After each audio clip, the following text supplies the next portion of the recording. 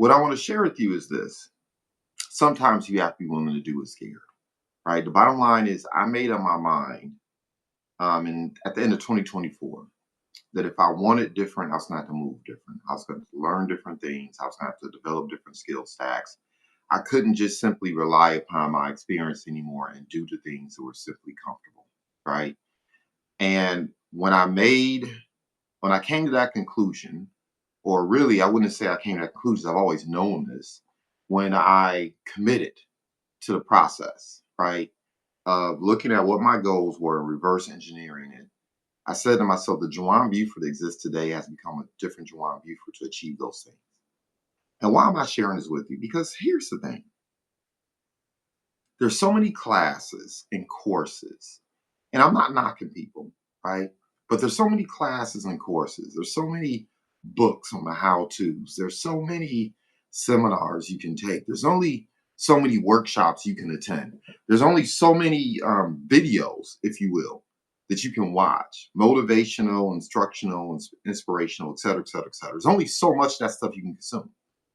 But at some point, you have to do it scared. You have to be willing to do it scared. Because let me tell you, there's no secret formula. Like there are habits, right?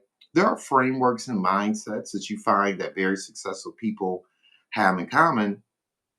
But if you're looking for a secret formula, if you're looking for a quote unquote secret sauce, if you will, it ain't coming. The bottom line is, once again, you have to be willing to do it scared. And doing it scared is not it doesn't mean you do it absent fear. That's not courage. If you're fearful, if you're a little bit scared, so to speak, you should be. It means you respect entrepreneurship. It means that you're moving outside your comfort zone, right? You're not doing the things that you're accustomed to. I cannot tell you how many times this year already I've been thinking, I don't feel like doing this. And I've said to myself, do it anyway. That's fear, right? I don't feel like making a call. I don't feel like shaking that person's hand. I don't feel like showing up to that particular meeting. It's late. I want to turn in. It's early. I want to stay in, right? Put myself in situations where I knew I wasn't like the number one in the room. I was probably number 7, 8, 10, or even 20 or 50 in the room, right? Um, I've had to be willing to do that, to move into spaces that I'm not accustomed to exercise behaviors and thought processes, right? I've had to be willing to do it scared. And what I want to tell you is there's nothing wrong with that, right? Courage is not the absence of fear. Courage is feeling the fear and doing it anyway. So you're going to see a lot of individuals who oftentimes tell you that, look, you shouldn't be fearful. You need to be like on 10, unabashed, savage all the time. Once again, you can be savage and still have a little bit of skill. You can have respect for the fact that you're getting ready to embark upon a huge endeavor, something that's bigger than you.